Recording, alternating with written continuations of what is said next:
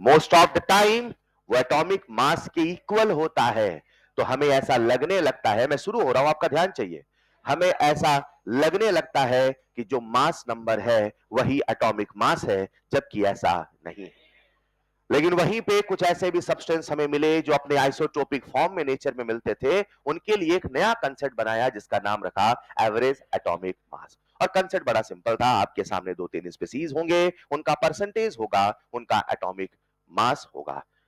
Atomic mass into percentage, atomic mass into percentage, atomic mass into percentage upon total percentage. उसे solve करिए, आपको मिल जाएगा average atomic mass. Clear? Average atomic mass दुनिया के हर atom के लिए इस्तेमाल नहीं होता है। एवरेज एटॉमिक मास केवल केवल तभी इस्तेमाल होता है जब कोई सब्सटेंस अपने आइसोटोपिक फॉर्म में पाया जाता है।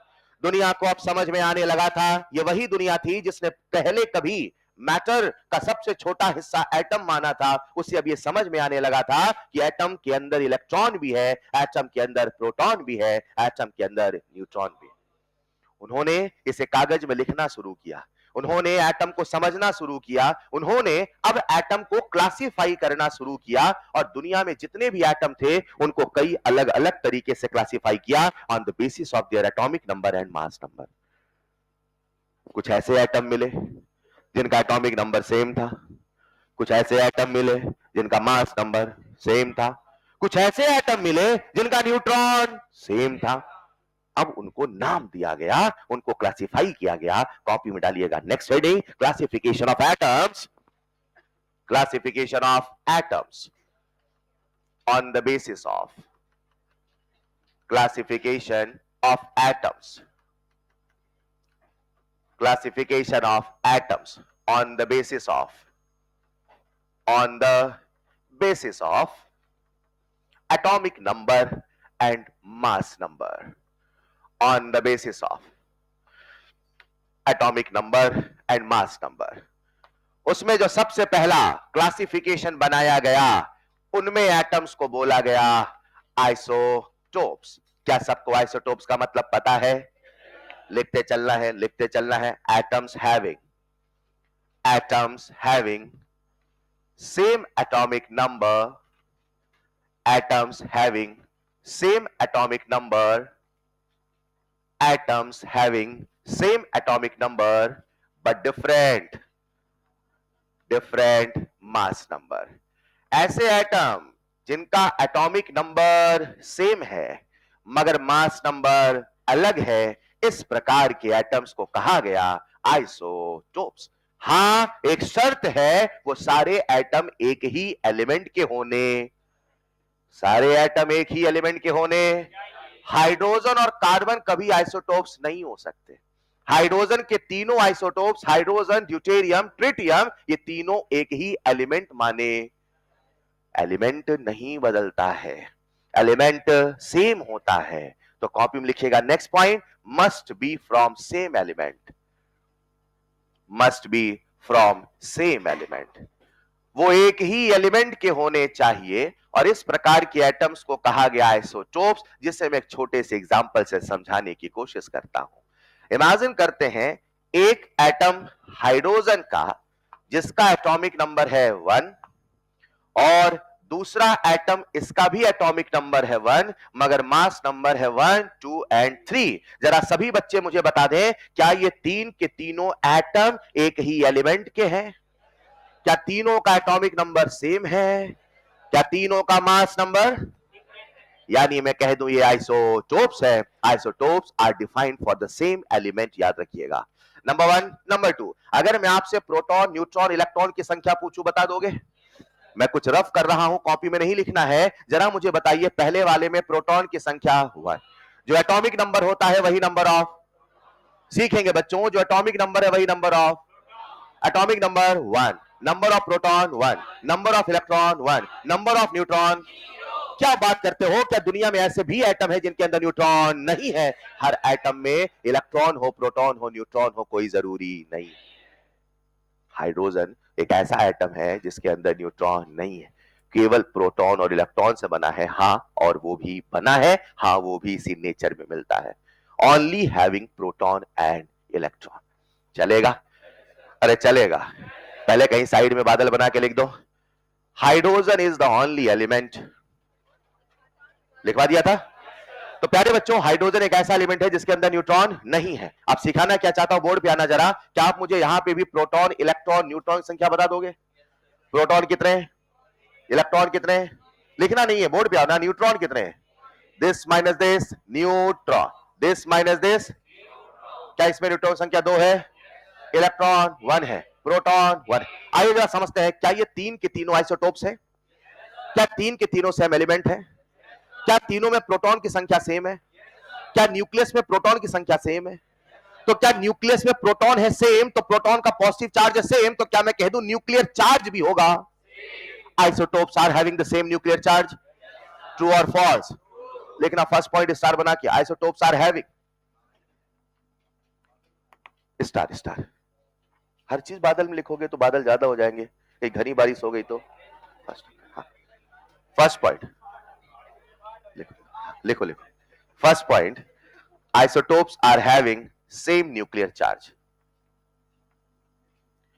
दुनिया में जितने भी आइसोटोपिक एलिमेंट होते हैं उनका न्यूक्लियर चार्ज सेम होता है। तो सर आपने कैसे बोला कि न्यूक्लियर चार्ज सेम है? क्योंकि प्रोटॉन सेम है। मतलब जब जब प्रोटॉन सेम होगा तब तब मैं नियम बना लूं न्यूक्लियर चार्ज सेम है। Yes, done.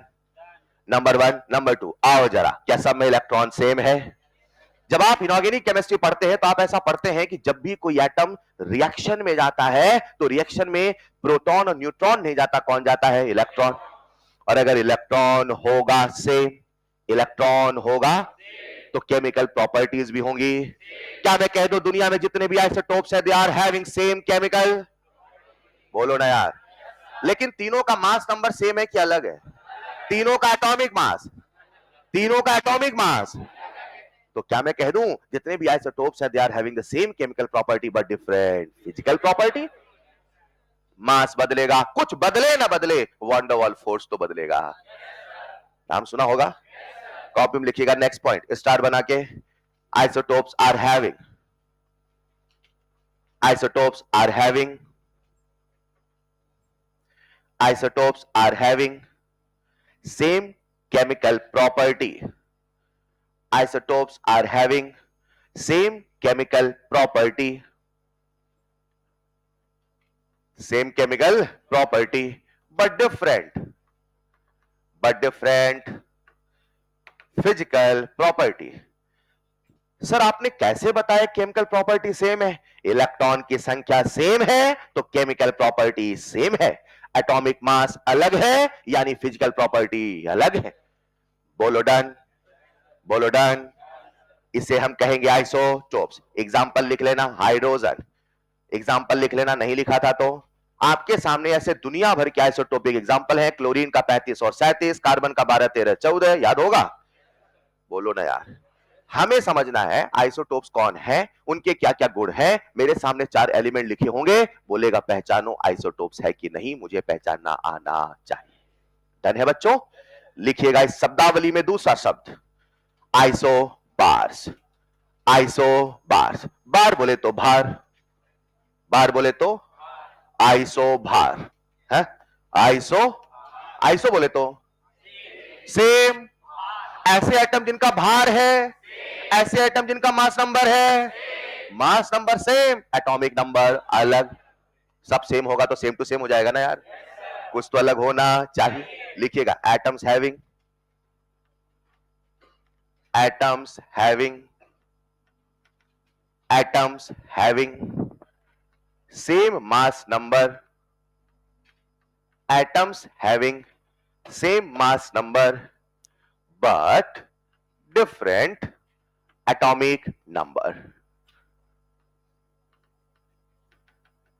ऐसे एटम जिनका मास नंबर सेम है मगर एटॉमिक नंबर अलग है, इनको हम कहते हैं आइसोबार्स। सर की भाषा में बोले तो आइसोभार, बार बोले तो भार।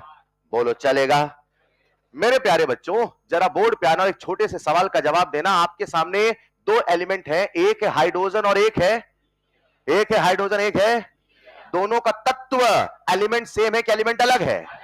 यानी isobar is defined for different element, isotopes is defined for. सवाल आता है ट्रू और फॉल्स का कि isotopes defined for different element, सही होगा गलत? गलत। Isobar defined for different element, isotope defined for same. Next point, defined for, next point, defined for different element, defined for different element. अलग अलग एलिमेंट के एटम्स में आइसोबार बोला जाता है, एक ही एटम के लिए आइसोबार नहीं बोला जाता है। जरा बोर्ड पे आइएगा, एग्जांपल लेके समझते हैं। आपके सामने दो एटम, एक हाइड्रोजन का और एक हीलियम का। Atomic number 1, atomic number 2, number of proton, board पे number of proton, very nice. Number of electron, number of electron, electron same है क्या अलग? हाँ? केमिकल प्रॉपर्टी सेम क्या अलग? इलेक्ट्रॉन होगा अलग तो केमिकल प्रॉपर्टी भी होगा अलग। अच्छा, फिजिकल प्रॉपर्टी सेम क्या अलग? तत्व ही अलग है सर। जब तत्व ही अलग है तो फिजिकल प्रॉपर्टी भी तो अलग होगा। सब्जी लो पनीर की, सब्जी लो आलू की, तो दोनों का स्वाद सेम होगा क्या? अरे जब सब्जी का मसाला ही अलग है, मटेरियल तो चीज तो अलग होगा ना। यहाँ हाइड्रोजन, वहां हीलियम है, फिजिकल प्रॉपर्टी भी अलग है, केमिकल प्रॉपर्टी भी अलग। हाँ या ना? जरा बोर्ड पे आना। क्या आप मुझे न्यूट्रॉन की संख्या बता दोगे? कितने हैं न्यूट्रॉन? 0। न्यूट्रॉन कैसे निकालते हो? न्यूट्रॉन ऐसे, अरे 30 minus this neutron, this minus this neutron. Done. Point number 1, isobar defined for same element different element. Point number 2, isobar की केमिकल प्रॉपर्टी सेम है कि फिजिकल? दोनों ही। लिखिएगा next point example, next point example. तो जब भी कोई आइसोबार होगा उनमें मास नंबर सेम होगा और एटॉमिक नंबर अलग होगा। लिखिएगा फर्स्ट पॉइंट स्टार बना के, they are having different, they are having different chemical, they are having different chemical and physical property। इनकी केमिकल प्रॉपर्टी भी अलग है, इनकी फिजिकल प्रॉपर्टी भी अलग है, हर मायने में अलग है। वही आइसोबार है मगर मास नंबर सेम है, भार सेम है, फिर भी एटम सेम नहीं है। बोलो डन। आइसोटोप्स क्लियर है, आइसोबार क्लियर है। इसी शब्दावली में अगला शब्द जो आप सबके सामने, उसका नाम है आइसोडायफर्स। लिखिएगा नेक्स्ट टर्म, आइसोडायफर्स। आइसोडायफर्स सर ये क्या होते हैं? एक लाइन लिखो, atoms of different element। लिखो लिखो, atoms of different element। अच्छा, एक बच्चा मुझसे बहुत ही घटिया सवाल पूछता है। वो कहता है सर आइसोबार क्या है? मैंने कहा ये। सर ये आइसोबार क्यों है? ये क्या है? क्यों है? क्यों है पेन? ये नहीं समझे?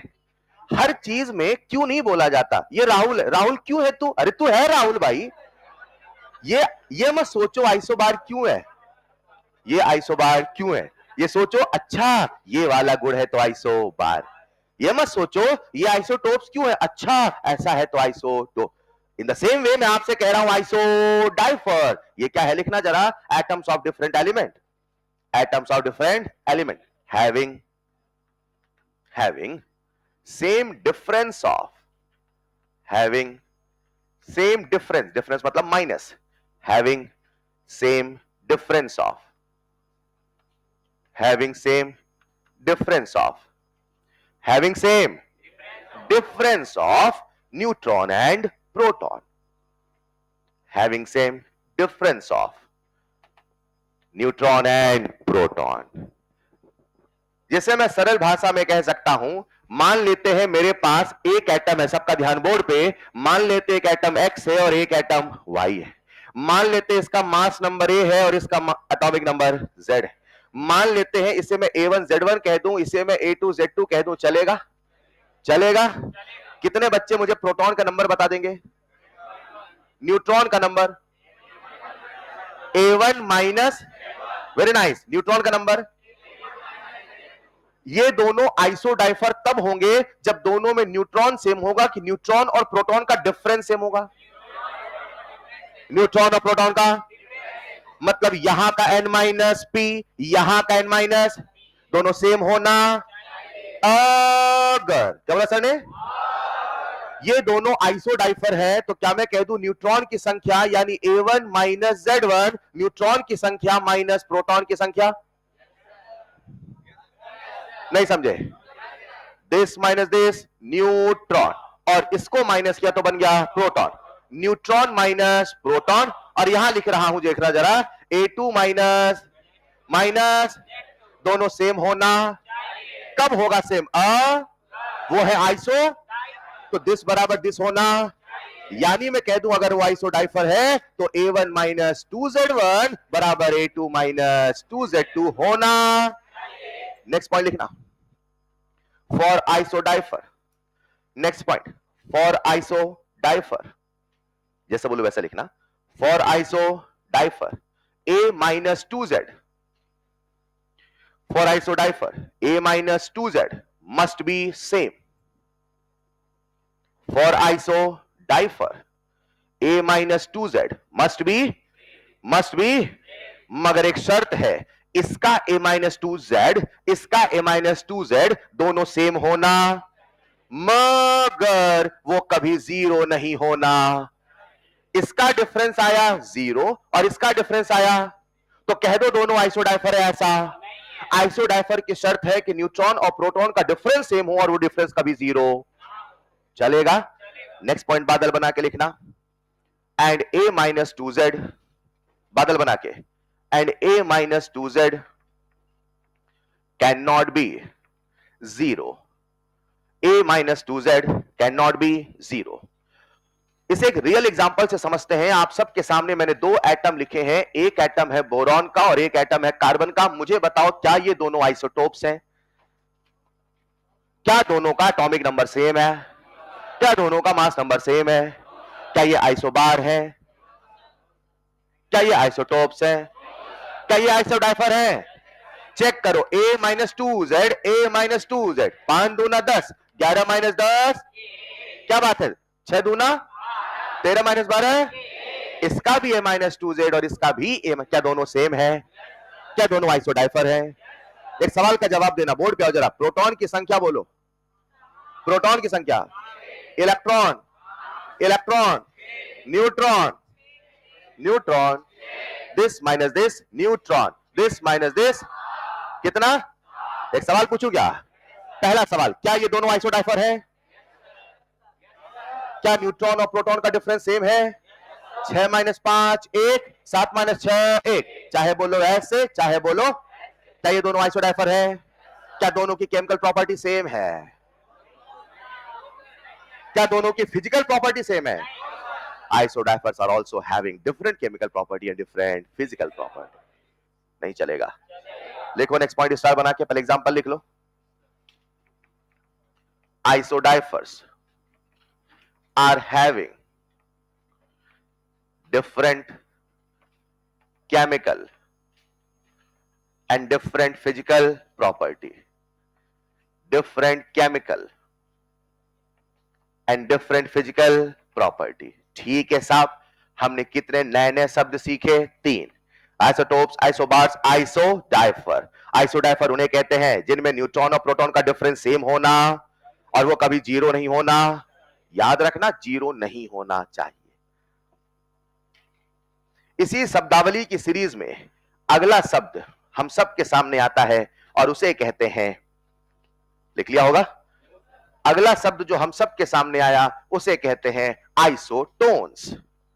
आइसो, कई बार उसे आइसोटोन्स कहते थे, कई बार उसे आइसो न्यूट्रॉनिक कहते थे, कई बार उसे आइसो न्यूट्रॉनिक कहते थे। जरा कोई नाम सोच के समझ के बताए। आइसो मतलब सेम, न्यूट्रॉनिक मतलब न्यूट्रॉन, यानी ऐसे एटम, ऐसे जिनमें न्यूट्रॉन की संख्या सेम होनी, उन्हें हम बोलेंगे आइसोटोन्स। चलेगा?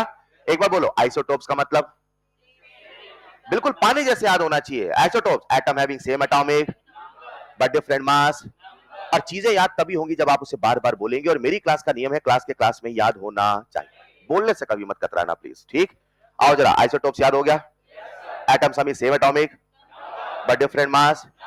आइसोबार्स याद हो गया, आइसोबार सेम भार, same mass number, different atomic number. Isodiapher याद हो गया, सेम n माइनस पी, या तो कह दो n माइनस पी या तो कह दो a माइनस 2z, चलेगा।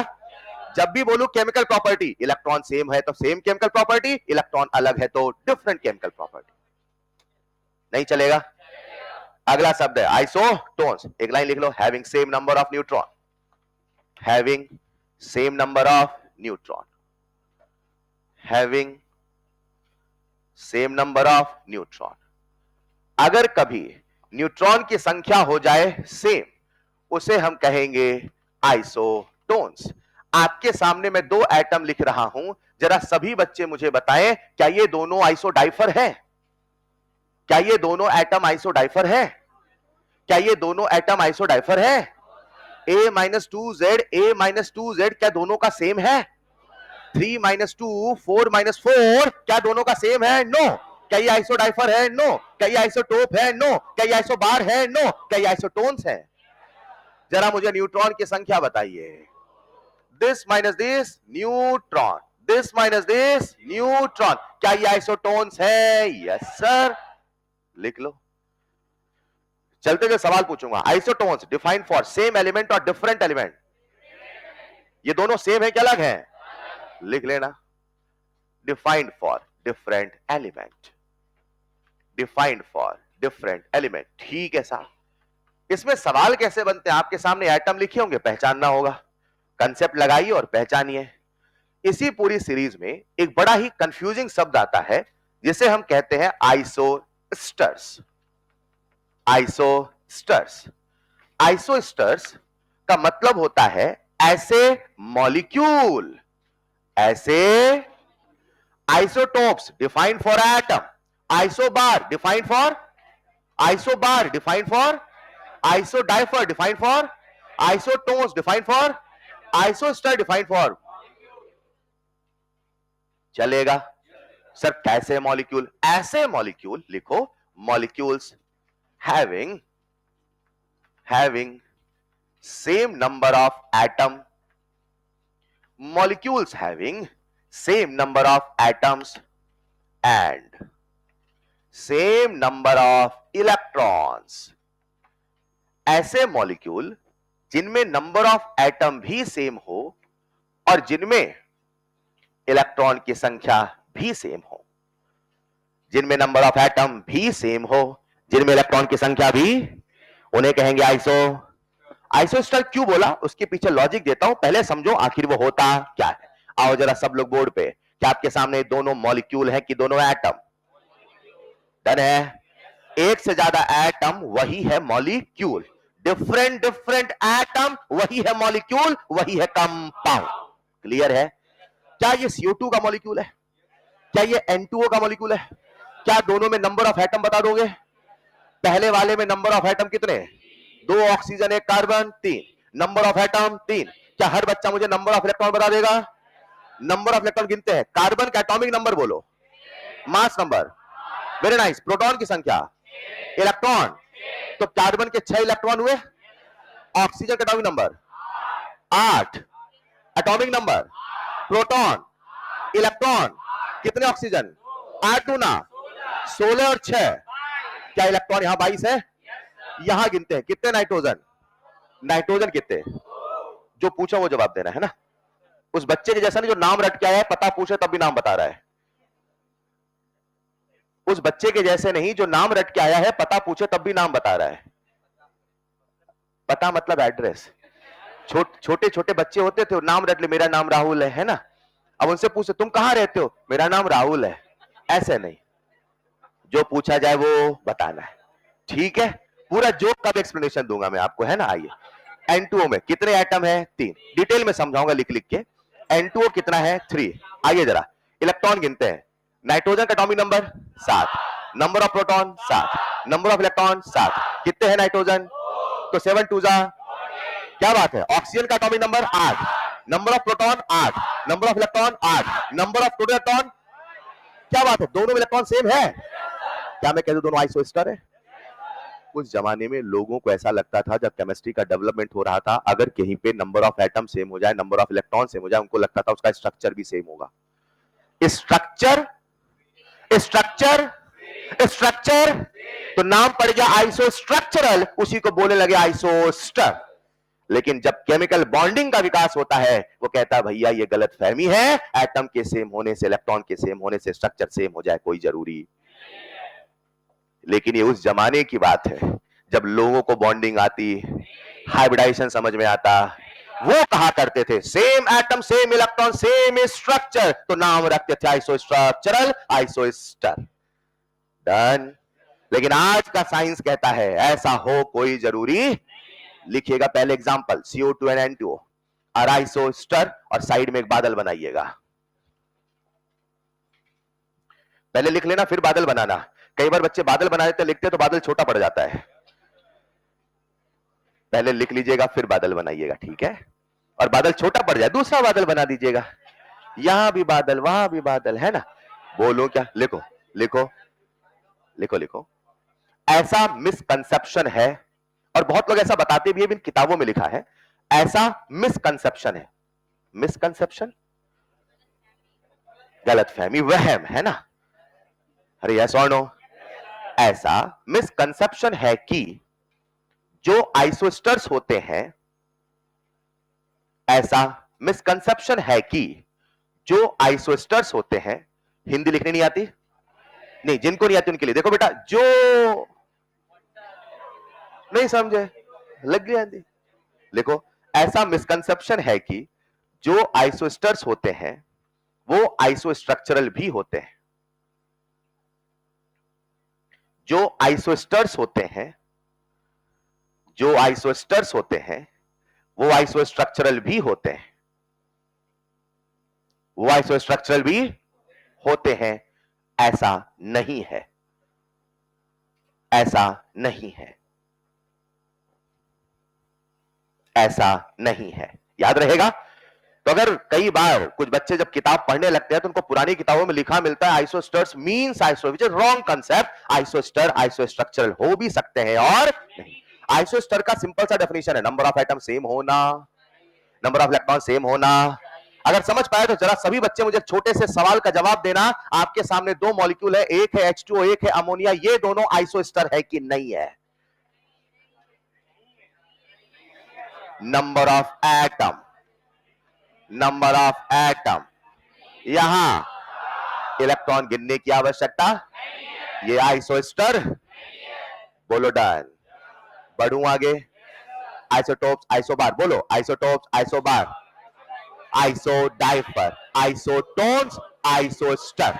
इनमें से कौन सी वो डेफिनेशन है जो मॉलिक्यूल के लिए डिफाइन है? आइसोस्टर।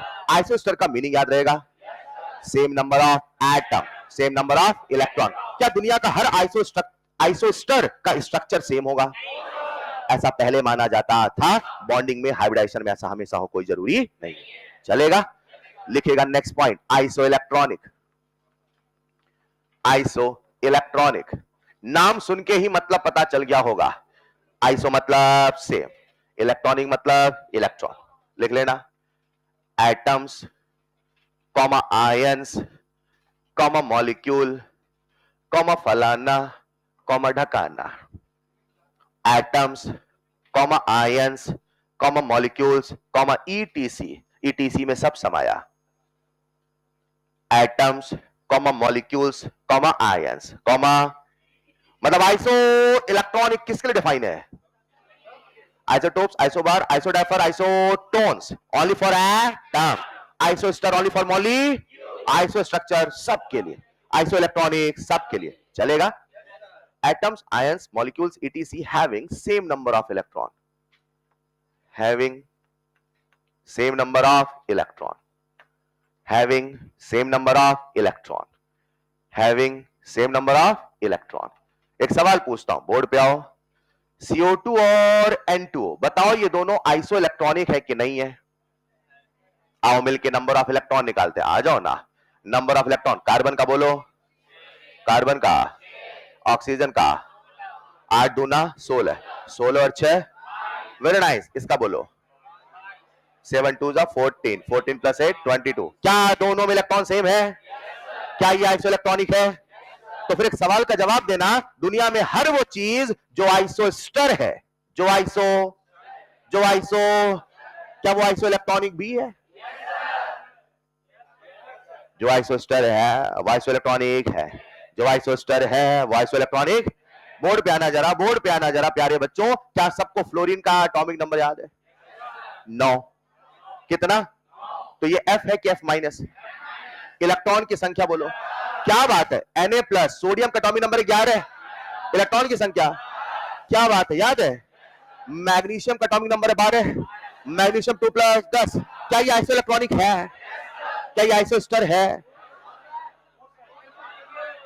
फिर से पूछता हूं, जल्दी हो गया था ना सर? सर हम कुछ और सुन रहे थे, फिर से। क्या ये आइसो इलेक्ट्रॉनिक है?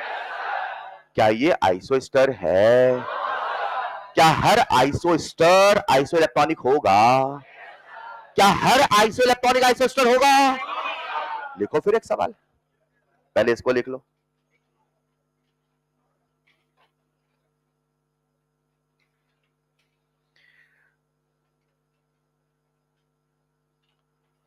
आइसोस्टर्स, आइसो इलेक्ट्रॉनिक, दोनों मिलते जुलते शब्द हैं, लेकिन फिर भी दोनों में अंतर है। आइसोस्टर्स नंबर ऑफ एटम सेम हो, नंबर ऑफ इलेक्ट्रॉन सेम हो, आइसो इलेक्ट्रॉनिक में केवल इलेक्ट्रॉन सेम हो। तो एक बड़ा प्यारा यार का सवाल बनता है, देखते कौन कर पाता है। लिख लिया होगा क्या? लिखिएगा statement number 1। Statement number 1, all iso electronic, सत्य सत्य खेल रहे हैं ना, सत्य सत्य समझते हैं? सही है तो सत्य, गलत है तो ठीक है। All isoelectronic, all isoelectronic species, लिखिए all isoelectronic species are isosters. सत्य है या सत्य है? पक्का? ठीक है। All isoelectronic species are isosters wrong है। अब लिखो दूसरा statement, statement number 2, all isosters, all isosters, all isosters are isoelectronic as well, are isoelectronic as well। बोलिए साहब, सत्य है या सत्य है? कंफर्म? जो आइसोस्टर है वो आइसो इलेक्ट्रॉनिक, लेकिन हर आइसो इलेक्ट्रॉनिक आइसोस्टर हो कोई जरूरी, क्योंकि आइसोस्टर केवल मॉलिक्यूल के लिए है, आइसो इलेक्ट्रॉनिक सब के लिए। डन। एक और स्टेटमेंट दे दूं क्या?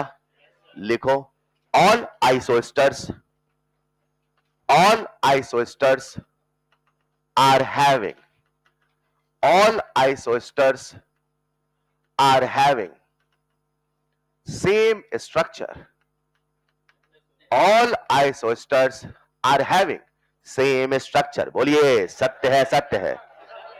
पक्का? हर आइसोस्टर का स्ट्रक्चर सेम हो कोई जरूरी, लेकिन सर बता रहे हैं ऐसा कुछ पुरानी किताबों में लिखा मिलता। उस समय का कंसेप्ट ये था, उनको बॉन्डिंग नहीं आती थी। फिर जब केमिस्ट्री का डेवलपमेंट हुआ, केमिस्ट्री लोगों को समझ में आई, बोले ऐसा हो कोई जरूरी नहीं। और आप मॉडर्न केमिस्ट्री पढ़ते हैं, उसके हिसाब से हर आइसोस्टर का स्ट्रक्चर सेम हो कोई जरूरी नहीं है। डन। समझते हैं? आइसोटोप्स, आइसोबार्स, बोलेंगे आइसोटोप्स, आइसोबार, आइसो, रफ्तार में चाहिए, iso, isotones, isoster, iso electronic. Done है? बताओ आइसो इलेक्ट्रॉनिक किसके लिए? आइसोस्टर, आइसोटोप, आइसोबार, आइसोडाइफर, आइसोटोन चलेगा? मात्र आइसोटोप है सेम एलिमेंट, बाकी सबके सब है different element. Is this clear? अब प्यारे बच्चों, दुनिया में एक कंसेप्ट आ चुका है, फिर से कहानी में लौटते हैं। हम लोग कौन सा चैप्टर पढ़ रहे हैं? यानी स्ट्रक्चर ऑफ एन एटम। हाँ या ना?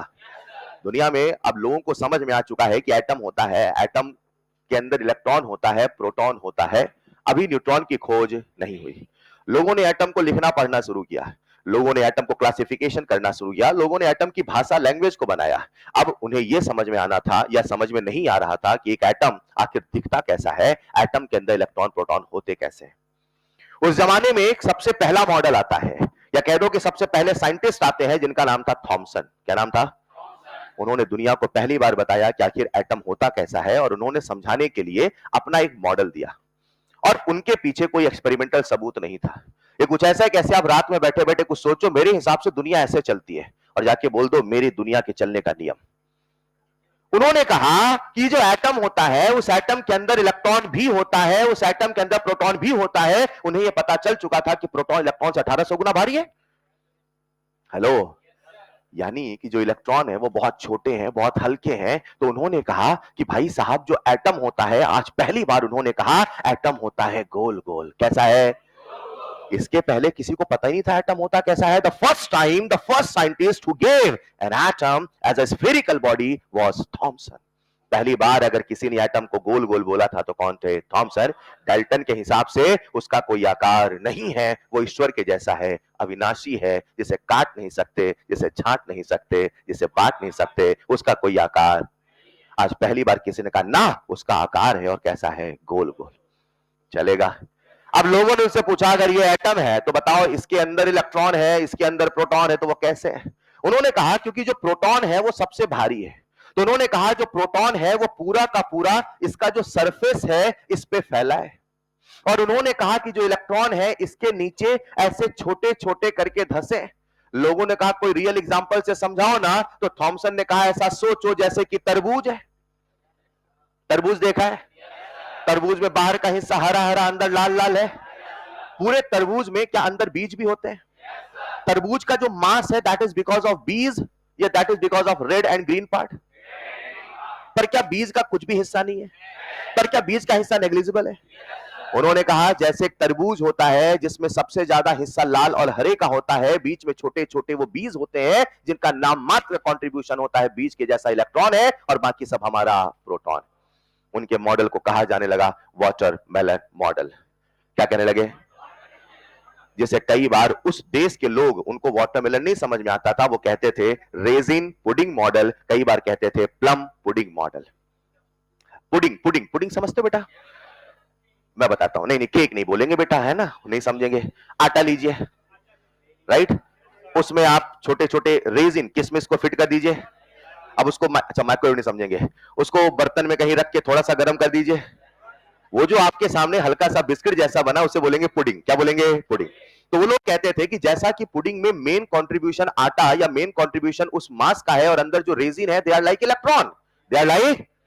ऐसा कहने वाले साइंटिस्ट थे Thomson, and Thomson was the first model जिसने ये कहा कि जो मास है वो प्रोटॉन के कारण है, और पूरे एटम में मास स्प्रेड है। हेलो, कॉपी में लिखिएगा नेक्स्ट पॉइंट एटॉमिक मॉडल्स। अब हम चलते हैं इस चैप्टर के उस चीज की तरफ जो हमें पढ़ना है, और सबसे पहले हम बात करते हैं एटॉमिक मॉडल में वो सबसे पहला मॉडल जो आया जिसका नाम था Thomson atomic model. Thomson atomic model, यहां से सही मायने में आपका चैप्टर शुरू होता है।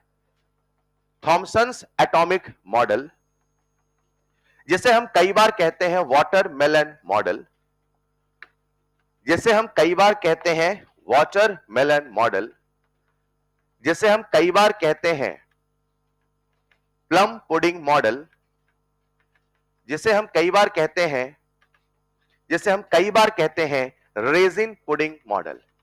जिसको जो नजर आया वो कहता गया और किताबों में लिखता गया।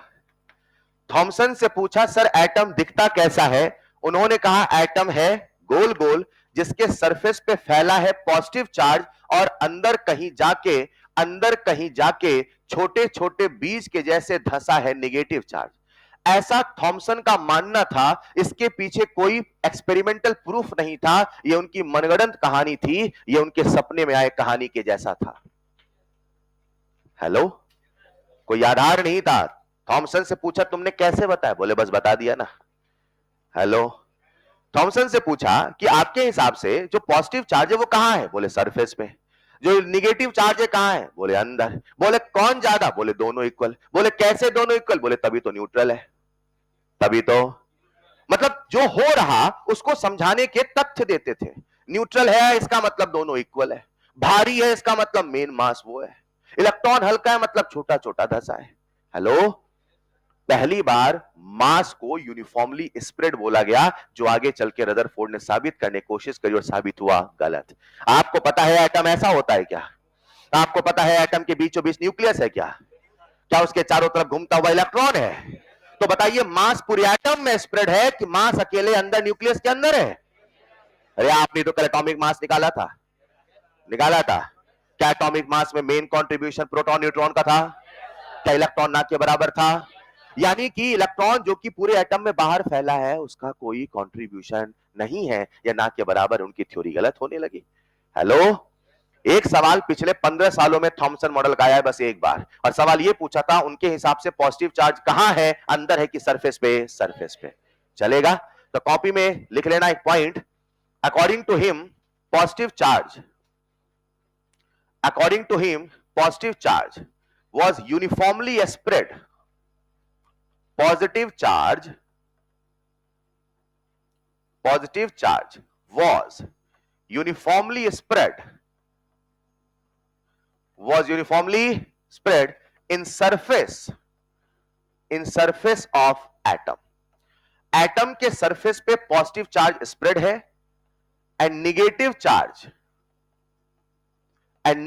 charge is embedded inside it. Embedded होना मतलब धंसा हुआ होना। is embedded inside it. आप सबको बहुत अच्छे से पता है, अगर मैं थॉमसन मॉडल के ड्रॉबैक्स या फेल्योर की बात करूं तो थॉमसन का मॉडल ने एटम में मेन मास को सरफेस पे माना, जबकि ऐसा मेन मास सरफेस पे होता है कि न्यूक्लियस में? उनके हिसाब से मास पूरे हिस्से में है तरबूज के जैसा, लेकिन सच में ऐसा नहीं है, एटम ऐसा नहीं है। हेलो, चलेगा क्या?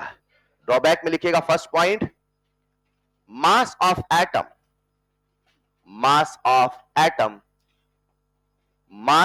Atom is not uniformly spread. मतलब जो उन्होंने कहा लोगों ने सरासर उसे गलत कहा। Mass of atom is not uniformly spread on the surface. Atom का मास सरफेस पर स्प्रेड नहीं है। मेरे प्यारे बच्चों, उनका एक स्टूडेंट हुआ करता था जिसका नाम था रदरफोर्ड। क्या नाम था? रदरफोर्ड ने कहा, आओ मैं मेरे सर को सही साबित करता हूं, दुनिया को बताता हूं जो थॉमसन ने कहा वो सही है। उसने एक बड़ा प्यारा सा लॉजिक लगाया। उसने कहा मान लो हर मैटर का ये एटम है। क्या है ये? मान लो। थॉमसन के हिसाब से एटम के सरफेस पे पॉजिटिव है कि नेगेटिव है? लगाओ ना मन मेरे बच्चे, एटम के सरफेस पे पॉजिटिव चार्ज है कि नेगेटिव? किसने बोला था? क्यों बोला था? मनता उनका यार, हाँ या ना? अरे हाँ या ना? क्या इस एटम के सरफेस पे पॉजिटिव है? थॉमसन का स्टूडेंट था रदरफोर्ड, बोले सर को मैं सही साबित करूंगा। मैं क्या करूंगा कि इसकी तरफ एक पॉजिटिव पार्टिकल लाऊंगा, पॉजिटिव इसकी तरफ आएगा, रिपेल होके चला जाएगा, मैं दुनिया को बताऊंगा देखो जो सर ने कहा वो। और वो एक्सपेरिमेंट करता है। उस एक्सपेरिमेंट का नाम था अल्फा पार्टिकल स्कैटरिंग एक्सपेरिमेंट। नाम सुना है? कॉपी में डालिएगा next heading, Rutherford's alpha particle scattering experiment. तो दुनिया में शुरू होता है एक एक्सपेरिमेंट। ये एक्सपेरिमेंट ये साबित करने के लिए था कि जो थॉमसन ने कहा वो सही है, मगर साबित हुआ कुछ और है। इंटेंशन गलत नहीं थे, हो गया गलत। हाँ या ना? उन्होंने ये साबित करना चाहा कि थॉमसन गलत। हेलो, उन्होंने लिया गोल्ड। क्या लिया? सबका ध्यान से अब लिखना नहीं, आ जाइए। उन्होंने लिया गोल्ड। आपको मैं बताऊं गोल्ड मेटल है कि नॉन मेटल? आपको बताऊं मैं, गोल्ड दुनिया के सबसे ज्यादा मैलिएबल मेटल में से एक है। मैलिएबल का मतलब होता है जिसे आप पतली चद्दर, पतली शीट में कन्वर्ट कर सकते हैं। किताबें लिखती हैं गोल्ड इतना मैलिएबल है कि आपके कॉपी का पन्ना है मेरे बच्चे, और किताबें लिखती हैं कॉपी के पन्ने की थिकनेस जितनी है, गोल्ड को उसका 1/1000वां पतला किया जा। एक बार कागज को देखो, छू के देखो। अरे हाँ या ना? क्या कागज से भी 1000 गुना पतला आप इमेजिन कर सकते हो? नहीं कर सकते ना, ठीक, मत करो। लेकिन इतना जिसे इमेजिन नहीं कर सकते इतना पतला किया जा सकता है। और gold is one of the most malleable metal. सवाल यह था कि सर उन्हें मैलिएबल की आवश्यकता क्यों थी? उन्हें लगता था ये पूरा का पूरा मैटर है। क्या है ये? क्या है ये? मैटर है, हाँ या ना? तो क्या मैटर में एटम है? तो एटम की एक लेयर है, कैसी बहुत सारी है। उन्हें लगता था कि अगर मैं पूरा का पूरा मैटर लूंगा और उसमें किसी पॉजिटिव चार्ज पार्टिकल को भेजूंगा तो हो सकता था इतने सारे एटम है, इतने सारे पॉजिटिव है, कहीं पॉजिटिव पॉजिटिव का रिपल्शन ज्यादा ना हो जाए, कहीं मेरे रिजल्ट में, मेरे एक्सपेरिमेंट में एरर ना आ जाए। उन्होंने एरर को मिनिमाइज करने के लिए, उन्होंने अपने एक्सपेरिमेंट को सही करने के लिए यह कोशिश करनी चाहिए कि जो भी मैं पॉजिटिव पार्टिकल भेजूं उसका कोलिजन एक ही लेयर ऑफ एटम से होना। तो वो तभी होगा जब मैं इसे पतला करूं, पतला करूं, पतला करूं और अंत में इतना पतला हो जाए कि उसके एक लेयर में एक ही लेयर ऑफ एटम हो। बोलो हाँ या ना? बोलो। और गोल्ड से अच्छा कोई दूसरा ऑप्शन? उन्होंने लिया गोल्ड, सबका ध्यान बोर्ड पे, क्या लिया? और यहां पे उन्होंने गोल्ड की पतली सी फॉइल ली और गोल्ड के चारों तरफ उन्होंने एक फुटबॉल ग्राउंड के जैसा एक इस प्रकार से आकार बनाया और इस फुटबॉल ग्राउंड के चारों तरफ उन्होंने लगाया जिंक सल्फाइड। क्या लगाया? क्या कोई मुझे जिंक सल्फाइड का गुण बता सकता है? जिंक सल्फाइड अपने आप में एक फॉस्फोरेसेंट मटेरियल है और उस पे जैसे ही चार्ज पार्टिकल गिरेंगे वो होगा, वो शो करेगा टिम टिम टिम। क्या शो करेगा? बोलो हाँ या ना? उन्होंने इसके चारों तरफ लगा दिया जिंक सल्फाइड। सबका ध्यान मुझे बोर्ड पे चाहिए। जिंक सल्फाइड स्क्रीन लगाया। उन्हें ऐसा लगता था कि जैसे यहां से मैं पॉजिटिव चार्ज पार्टिकल को भेजूंगा वो इससे लौट के आए और सारा का सारा टिमटिम होगा यहां पे। अरे बोलो ना, यहां पे होना चाहिए ना। जहां जहां गोल्ड है वहां से लौटेंगे, लौटेंगे तो यहां यहां टिम टिम टिम होना पक्का। उन्होंने जो पॉजिटिवली चार्ज पार्टिकल लिया उसका नाम था अल्फा पार्टिकल। क्या नाम था? जैसा कि आप सब जानते हैं अल्फा पार्टिकल बेसिकली हीलियम से 2 इलेक्ट्रॉन निकाल दो उसे ही बोलते हैं अल्फा पार्टिकल। उन्होंने यहां से अल्फा पार्टिकल भेजा, उन्होंने यहां से अल्फा पार्टिकल भेजा। अब इसके पहले का सेटअप जानने की आवश्यकता नहीं है। अल्फा पार्टिकल भेजा और यहां पे एक छोटा सा स्लिट लगाया। स्लिट वर्ड आपने बोला होगा, यंग्स डबल स्लिट एक्सपेरिमेंट। छोटा सा होल, राइट राइट। यहां से जा रही है अल्फा पार्टिकल की बीम। कौन जा रही है? अल्फा पार्टिकल की। अब अल्फा पार्टिकल पॉजिटिव चार्ज है कि नेगेटिव चार्ज? रदरफोर्ड को ऐसा लगता था कि पॉजिटिव चार्ज यहां से जाएगा तो वो पॉजिटिव से टकराएगा, लौट के वापस आएगा, सारा टिमटिम यहां नजर आएगा, यहां चमकेगा टिम टिम टिम। मैं दुनिया से कहूंगा थॉमसन है सही। ये उनका मानना था। उन्होंने एक्सपेरिमेंट किया, अल्फा पार्टिकल यहां से भेजा, स्लिट से जाता है लेकिन सारा का सारा टिमटिम यहां नजर। उन्हें लगता था कि यहां होना चाहिए था टिम टिम टिम लेकिन सारे टिमटिम हुए। इसका क्या मतलब है? क्या अल्फा पार्टिकल जो पॉजिटिव चार्ज पार्टिकल है वो लौट के नहीं आए? और लौट के नहीं आए, लौट के अगर नहीं आए तो क्या इसका यह मतलब निकाला जाए कि थॉमसन का जो मॉडल उन्होंने चित्र बनाया है जैसा वो कह रहे हैं वैसा नहीं कुछ और है? क्योंकि जैसा वो कहते अगर वैसा होता तो फिर सारे के सारे टिमटिम यहां होते, लेकिन सारे टिमटिम यहां, यानी कि थॉमसन को सपने में जो आया वो गलत आया। अरे बोलो ना यार। अब उनका जो पूरा एक्सपेरिमेंट था उसमें से कुछ यहां पे पार्टिकल अल्फा गिरते थे, कुछ अल्फा पार्टिकल यहां कहीं जाके गिरते थे। ऐसा एनसीईआरटी लिखता है अगर यहां से टोटल मान लेते हैं 20,000 अल्फा पार्टिकल भेजे गए, मात्र एक ऐसा अल्फा पार्टिकल था जो बिल्कुल 180 डिग्री पे लौट के आता है और यहां पे होता है बस एक बार टिम। यहां होता था टिम टिम टिम और यहां हुआ था, नहीं समझे? इसे ऐसे समझते प्यारे बच्चों, पल भर के लिए मान लीजिए मुझे दिखता नहीं है, मान लीजिए, और ये आपके सामने पीछे दीवार है क्या? एक बार देख लो पीछे दीवार है। अब मान लो दीवार नहीं है, अब मान लो दीवार और मुझे दिखता और मुझे उधर जाना है। मान लो अगर दीवार नहीं है और मुझे दिखता नहीं है तो मैं सीधे सीधे चला जाऊं तो चला जाऊंगा। आपको नहीं करा, मैं खुद के करा है ना। हाँ, अब मुझे जानना है यहां दीवार है कि नहीं है, तो मैं ऐसा क्या तरकीब लगाऊं, ऐसा क्या मेथड लगाऊं कि मैं उस दीवार को देख पाऊं? जो मेथड वहां लगाओगे वही मेथड यहां है। What was the principle? आप सब जानते हैं आजकल वो नेट वाला क्रिकेट होता है, उसमें मशीन होती है जिससे टेनिस की बॉल आती है, तो मशीन से टेनिस की बॉल आती है और फिर बैटिंग करते हैं। देखा है, मूवी में देखा होगा। इमेजिन करते हैं मैं बाजार से ऐसी 20,000 मशीन ले आया। कितनी मशीन? उससे कौन सी बॉल आएगी?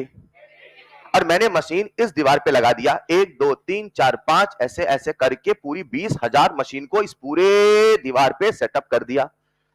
कितनी मशीन? तो कितनी टेनिस की बॉल? और मेरे पास एक स्विच है और एक स्विच से मैं दबाऊंगा तो सारी की सारी 20,000 बॉल एक साथ जाएगी, मान लो। इमेजिन कर पा रहे हो क्या?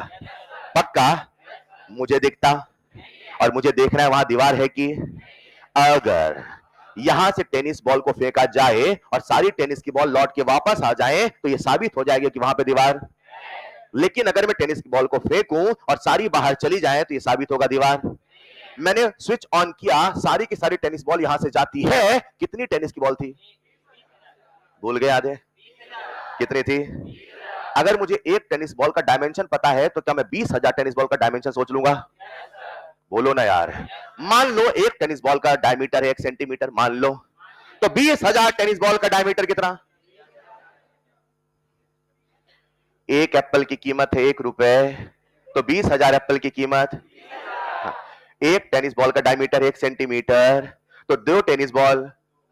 ठीक है बेटा, 3 टेनिस बॉल, 4, ऐसे करके 20,000 तक जाऊं? 20,000 टेनिस बॉल अगर है तो उसका डायमीटर टोटल वहां से लेके आते लेंथ की तो 20,000 होगा ना। आप समझ रहा? फिर से 20,000 टेनिस की बॉल यहां से एक साथ फेंकी जाती हैं। मुझे कुछ नहीं पता वहां दीवार है कि नहीं है, और जैसे मैंने टेनिस की बॉल फेंकी मुझे आवाज आनी थी टप टप टप, लेकिन मुझे आवाज आती है बस एक बार टप टप टप। मुझे लगता था कि आवाज आनी चाहिए टप टप टप बहुत सारी, और अगर बहुत सारी आवाज आती, आंख खराब है कान नहीं है ना, अगर बहुत सारी आवाज आती तो मैं समझ जाता कि भैया वहां पे दीवार है, अरे हाँ या ना। लेकिन अगर एक गेंद वापस आई है टप टप टप, तो मैं समझ जाऊंगा ये गेंद जहां गई है वहां तो कुछ था मगर आसपास कुछ भी। बोलो हाँ या ना। यहां से कितने अल्फा पार्टिकल भेजे गए? और 20,000 में से एनसीईआरटी ऐसा लगभग लिखता है कि लगभग ऐसा मान लो 19,990, 19,990 यहां चमकते हैं, 5 6 7 यहां कहीं जाते हैं, मात्र एक अल्फा पार्टिकल था जो ऐसे आया। हेलो, इसका निष्कर्ष निकाला गया, इसका कंक्लूजन निकाला गया और उसके बाद एक मॉडल बनाया गया। उन्होंने निष्कर्ष क्या निकाला, एक बार सुन लेना फिर उसे कॉपी में लिखेंगे। पॉइंट नंबर 1, क्या बहुत सारे अल्फा पार्टिकल चले गए? क्या बहुत सारी टेनिस की बॉल चली गई? यानी जगह खाली है कि भरी है? यानी I can say that most of the space inside an atom is vacant. उन्होंने कहा थॉमसन तुम कहते हो पूरा का पूरा एटम हरा भरा है, ऐसा नहीं, एटम में खाली दुनिया है। नहीं समझे?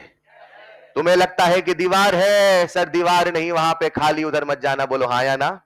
लेकिन पूरा खाली भी, अगर पूरा खाली होता तो एक भी टेनिस की बॉल लौट के नहीं आती। अगर एक टेनिस की बॉल लौट के आई है मतलब टेनिस की बॉल जहां टकराई है उसका जो डायमेंशन है वो टेनिस की बॉल के जैसा है। अगर उसका डायमेंशन बड़ा होता तो 3 4 गेंद टकराती। अरे बोलो। यानी ये साबित होने लगा कि अल्फा पार्टिकल जहां गया है और टकरा के सीधे लौट के आया है, ये वो है जो पॉजिटिव है, और इसका जो साइज है वो उसके साइज के अकॉर्डिंग है। अगर उसका साइज बड़ा होता तो एक अल्फा लौट के आते कि 3 4, लेकिन 20,000 में से एक लौटा, यानी उसका जो साइज है वो लगभग उसके साइज के बराबर है। बोलो हाँ या ना। बोलो हाँ या ना। मगर कुछ ऐसे भी अल्फा पार्टिकल थे जो यहां कहीं टिम टिम हो रहे थे। अब इसके पीछे का लॉजिक क्या है आप जरा सोचो। आपको पता हो एक एटम के अंदर न्यूक्लियस होता है क्या? एक एटम के अंदर न्यूक्लियस होता है क्या? न्यूक्लियस पॉजिटिवली चार्ज है कि नेगेटिव चार्ज? बोलो ना यार। तो थोड़ा सोचो, जो अल्फा पार्टिकल इसके तरफ आएंगे, अल्फा भी बड़ा सा है, वो as it is bounce back हुआ, लेकिन जो अल्फा पार्टिकल यहां कहीं जा रहे होंगे क्या इससे रिपल्शन फील करेंगे? और अगर रिपल्शन फील करेंगे तो क्या यहां कहीं जाके टकराएंगे? उन्होंने कहा देखो ऐसा है कि बहुत सारे अल्फा पार्टिकल चले गए, यानी बहुत सारी जगह तो खाली है, मगर कुछ ऐसे हैं जो यहां कहीं जाके टकराए हैं, यानी वो जिसकी तरफ जा रहे हैं वो पॉजिटिवली चार्ज है, वो पॉजिटिव चार्ज है जो उसे धक्का देके रिपेल करके वहां भेज रहा। बोलो हाँ या ना। बोलो। और यहां से उन्होंने अपना मॉडल बनाना शुरू किया और उन्होंने कहा थॉमसन ने जैसा कहा वैसा मॉडल नहीं है। हां, एटॉमिक मॉडल में एटम तो गोल गोल है, लेकिन जो पॉजिटिव चार्ज है वो कहीं बीचों बीच है। और आज उन्होंने पहली बार इसका नाम रखा न्यूक्लियस। क्या नाम रखा? उस समय तक इसे न्यूक्लियस नहीं कहा जाता था, वो कहते थे न्यूक्लियस, और एक से ज्यादा है तो कहते थे nuclei. Nuclei is the plural form of nuclear. Plural singular समझते हो? हाँ या ना? जरा सुनिएगा। हाँ, जो पॉजिटिव चार्ज है वो बीचों बीच है। लोगों ने उससे पूछा, एक बात बताओ, जो तुम्हारा अल्फा पार्टिकल आ रहा है वो पॉजिटिव है? बोले हाँ। बोले एटम के अंदर केवल प्रोटॉन है कि इलेक्ट्रॉन? बोले इलेक्ट्रॉन भी है। तो बोले इलेक्ट्रॉन कहां है? ये बताओ, ये जो डिफ्लेक्शन हुआ है क्या इलेक्ट्रॉन से नहीं हुआ? उन्होंने कहा नहीं। बोले क्यों? बोले इलेक्ट्रॉन है रत्ती भर। इलेक्ट्रॉन है, इलेक्ट्रॉन है। इलेक्ट्रॉन की हिम्मत नहीं है कि वो अल्फा पार्टिकल को डिफ्लेक्ट कर पाए। अगर अल्फा पार्टिकल इलेक्ट्रॉन से टकराएंगे तो इलेक्ट्रॉन का नामो निशान भी बचने वाला। ये कुछ ऐसा है कि मैं एक बड़ी चट्टान से एक छोटी सी दीवार पे अटैक करूं तो दीवार का नामो निशान बचने वाला। अल्फा पार्टिकल, एक प्रोटॉन इलेक्ट्रॉन से 1800 गुना भारी है। 1800 गुना समझते हो? 1800 टाइम समझते हो? इंसान और हाथी में भी हाथी का वजन 1800 गुना नहीं है। जरा इमेजिन करो, इंसान से कुछ 1800 गुना भारी, वो भारी है कि बहुत भारी है?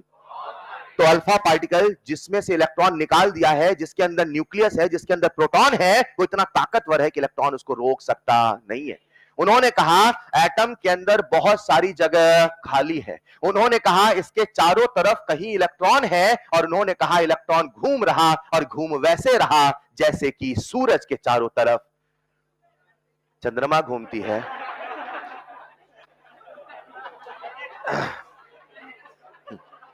सूरज के चारों तरफ धरती घूमती है।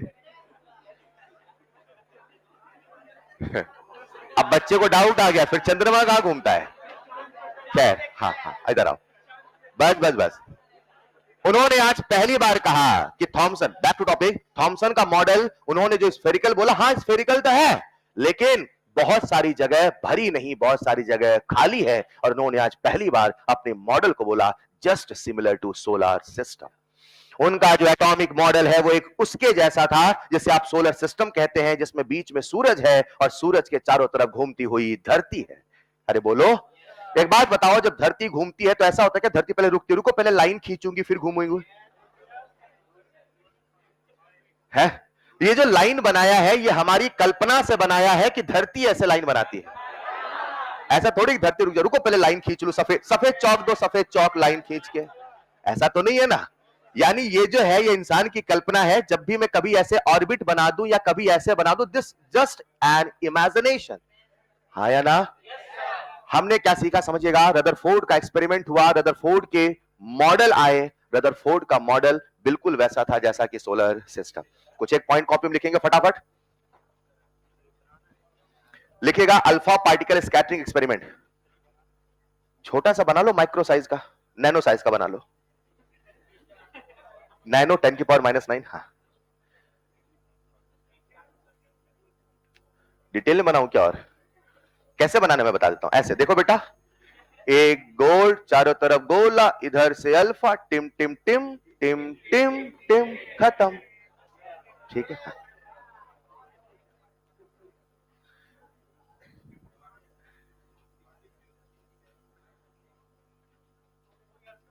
बना लिया? लिखिएगा फर्स्ट पॉइंट। अच्छा, अब इसमें बहुत सारी बातें बताऊंगा जो न्यूमेरिकल के हिसाब से है, तो जैसे बोलो लिखते चलना, ठीक? बोलो,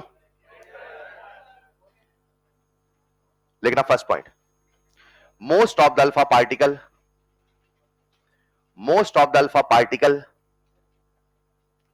most of the alpha particle passed through, most of the alpha particle passed through gold foil, most of the alpha particle passed through gold foil without any deflection, without any deflection, without any deflection. This means most of the space, this means most of the space is vacant. This means most of the space is vacant inside an atom. Most of the space is vacant inside an atom. बहुत सारे alpha particle गुजर जाते हैं। ये किस चीज को represent करते हैं कि एटम के अंदर बहुत सारी जगह खाली है? Point number 2, few alpha particle, Point number 2, few alpha particle. Few alpha particle लिख देता हूं मैं, है ना.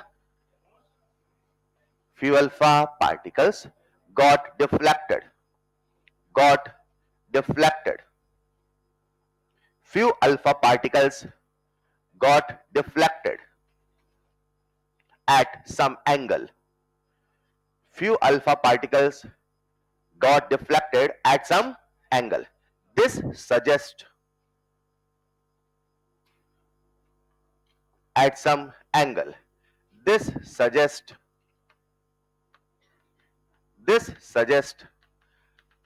at center of the atom,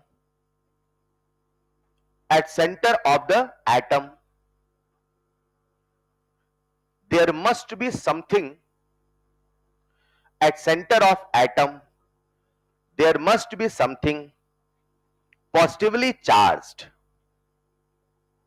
There must be something positively charged. There must be something positively charged.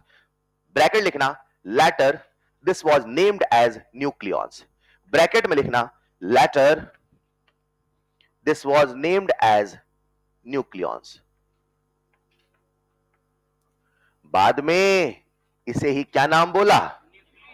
Nucleons. बच्चों याद रखिएगा, वो न्यूक्लियॉन्स बोलते थे. उस समय तक न्यूट्रॉन की खोज नहीं हुई थी. उनके हिसाब से न्यूक्लियॉन्स के अंदर केवल प्रोटॉन. क्लियर है? थर्ड पॉइंट लिखिएगा, only one alpha particle. Third point, only one alpha particle. Only one alpha particle out of only one alpha particle out of 20,000 exactly at 180 degree. Only one alpha particle out of 20,000 exactly at 180 degree bounce back और उसी को ऐसे बोलते हैं, और retrace its path. मतलब जिस रास्ते से गया उसी रास्ते में लौट के आया. Exactly at 180.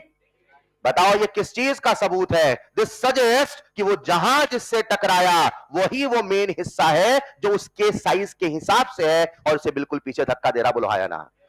इसका मतलब जो एटम के बीचों बीच है वो हल्का सा है, कुछ छोटा सा. इतनी सारी बॉल में जहां से बॉल लौट के आई, मतलब वो छोटा सा है टेनिस बॉल के जैसा. नहीं समझे? पक्का? और उन्होंने एक मैथमेटिकल कैलकुलेशन की, क्या बताता हूं, लिखिएगा. This suggest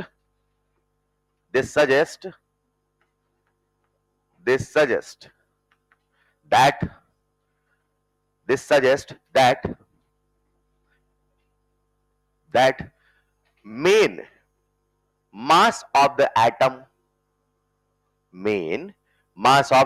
atom is centered at nucleus. Main mass of the atom is centered at nucleus, and size similar to size of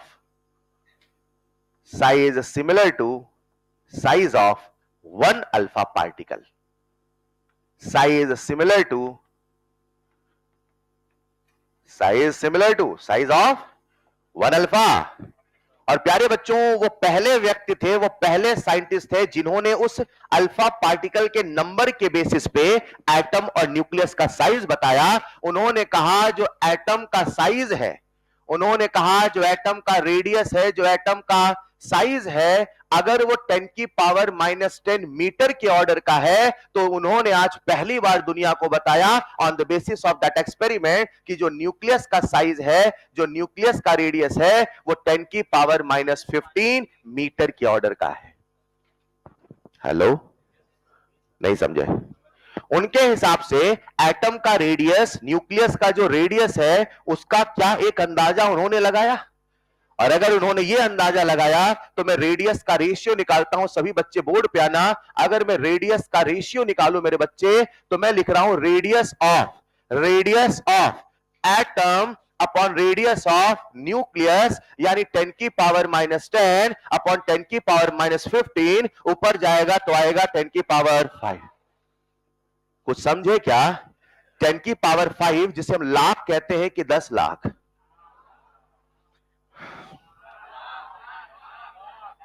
एक, दो, तीन, चार, पांच, गिनो बेटा। इकाई, दहाई, ठीक है, 5 मतलब लाख। हाँ या ना? याद रहेगा? हाँ। उन्होंने कहा इसका यह मतलब है कि जो एटम और न्यूक्लियस में साइज है, एटम न्यूक्लियस की तुलना में लाख गुना बड़ा है। कितना गुना? लोगों ने कहा रदरफोर्ड पिक्चर नहीं बन रही है, पिक्चर बनवाओ ना। उन्होंने कहा मान लो। क्या बोला? आपके सामने एक फुटबॉल ग्राउंड है, मान लो। ग्राउंड मानो गोल गोल, ग्राउंड मानो, क्या माना गोल गोल? किसका ग्राउंड था? क्रिकेट का मान लो, ठीक है। ग्राउंड मानो गोल गोल मान लिया। अब वो जो ग्राउंड है, उन्होंने कहा उसका रेडियस मानो 5 किलोमीटर। Radius 5 kilometre? अरे ये तो मेरा गांव है। अरे इमेजिन करो ना यार, अगर रेडियस 5 किलोमीटर है तो भाई साहब डायमीटर 10 किलोमीटर है। गांव ऐसी तो होते छोटे छोटे, इतने में तो मोहल्ला बदल जाता है। अरे हाँ या ना? इमेजिन करो एक ग्राउंड है जिसका रेडियस है 5 किलोमीटर, जिसका डायमीटर है 10 किलो। अरे बोलो ना। उतने बड़े ग्राउंड के सेंटर पर रख दो एक छोटी सी टेनिस की बॉल, रख दो। उन्होंने कहा वो जो सेंटर पे टेनिस की बॉल है, वही वो न्यूक्लियस है, और पूरा का पूरा ग्राउंड अपने आप में एटम है। And what is the best part, उस पूरे ग्राउंड का जो भार है अकेले उस टेनिस बॉल के कारण आ रहा है। नहीं समझ पा रहे हो? क्या आपके जहन में उस एटम की फोटो बन पा रही है? यार इतना बड़ा ग्राउंड, मगर बाकी सारा जगह है खाली। The whole mass of that atom is because of that nucleus. नहीं समझे? तभी तो कहते हैं उस न्यूक्लियस के अंदर प्रोटॉन है, न्यूक्लियस के अंदर न्यूट्रॉन है। सोचो दुनिया में कितनी बड़ी ताकत लगा के उन्हें बंद किया होगा, अगर उस न्यूक्लियस को खोलोगे तो कितनी ताकत निकलेगी। उसी ताकत का नाम है न्यूक्लियर एनर्जी। अरे बोलो यार, क्या न्यूक्लियर एनर्जी अपने आप में बहुत इमेंस एनर्जी है?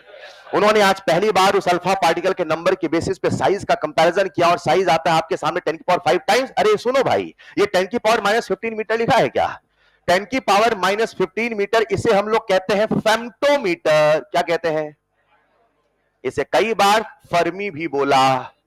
जिनको नहीं याद है उनको मैं याद करा दूं एक छोटी सी कविता जो आपको इस पूरी केमिस्ट्री में याद रखनी है। मान लो एक है, किसी का नाम है डेसी। मान लो डेसी का मतलब है 10 की पावर माइनस। मान लो किसी का नाम है डेसी। एक दिन डेसी सेंटी हुई। सेंटी होना समझते हैं? सेंटी क्यों हो रहे हो, है ना? डेसी सेंटी होके डेसी, अब सेंटी होके डेसी मिली।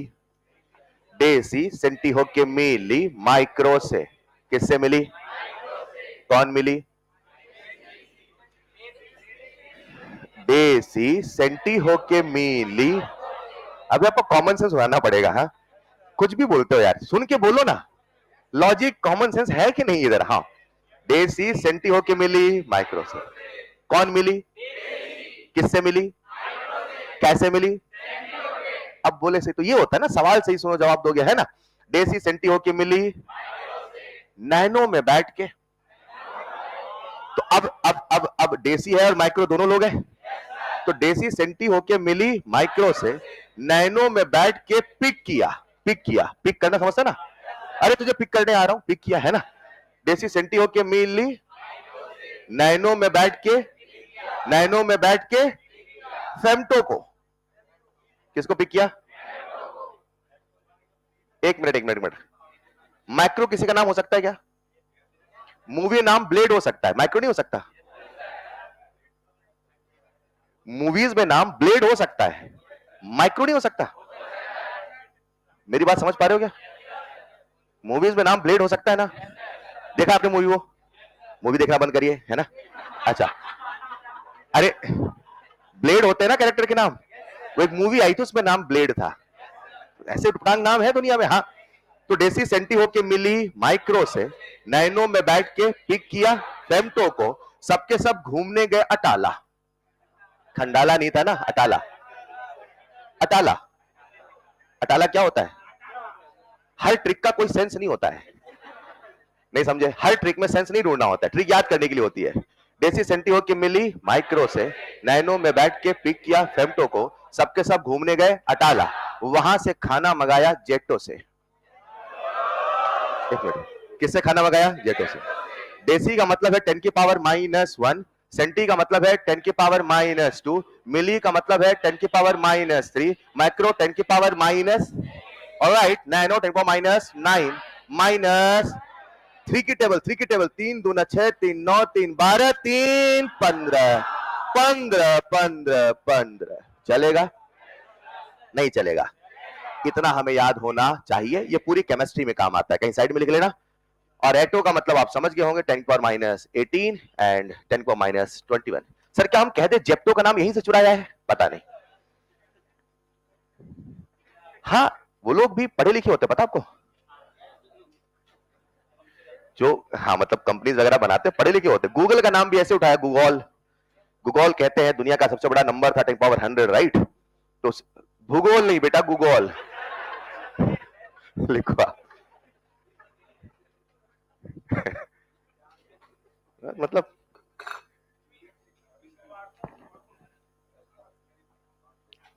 टैलेंटेड है आप सब। हाँ, तो जब भी 10 की पावर -15 लिखा हो, इसे हम कई बार फेमटो कहते हैं, और फेमटो को ही न्यूक्लियर फिजिक्स में फर्मी बोलते हैं। तो फर्मी न्यूक्लियर फिजिक्स का शब्द है। आप जब मॉड्यूल या इधर उधर के सवाल लगाएंगे तो आपको फर्मी भी देखने को मिल सकता है, तो याद रखिएगा 10 की पावर -15 फेमटो है, और 10 की पावर -10 आप सबको पता होगा क्या है? एंगस्ट्रॉम।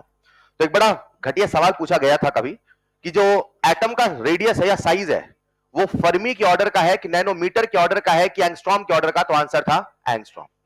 एटम का साइज एंगस्ट्रॉम के ऑर्डर का, न्यूक्लियस का साइज फर्मी के ऑर्डर का। एटम बड़ा है, न्यूक्लियस छोटा है।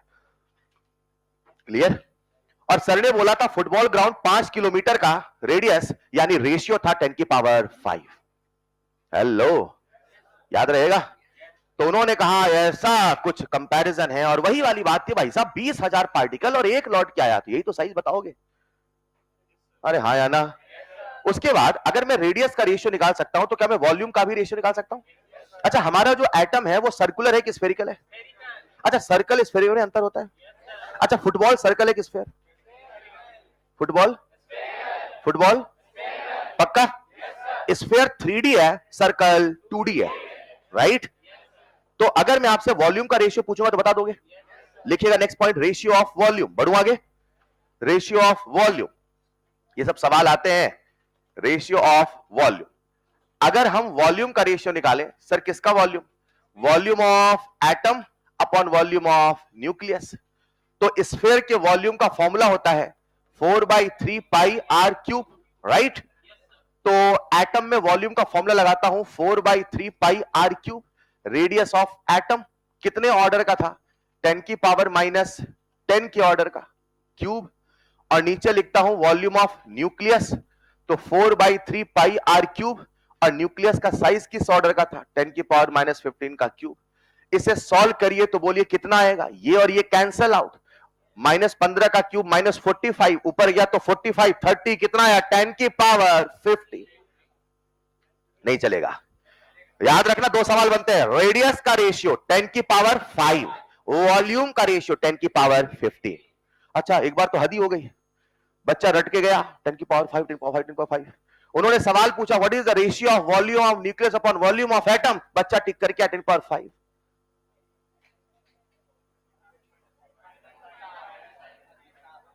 वो बच्चे इस क्लास में बैठे हैं क्या?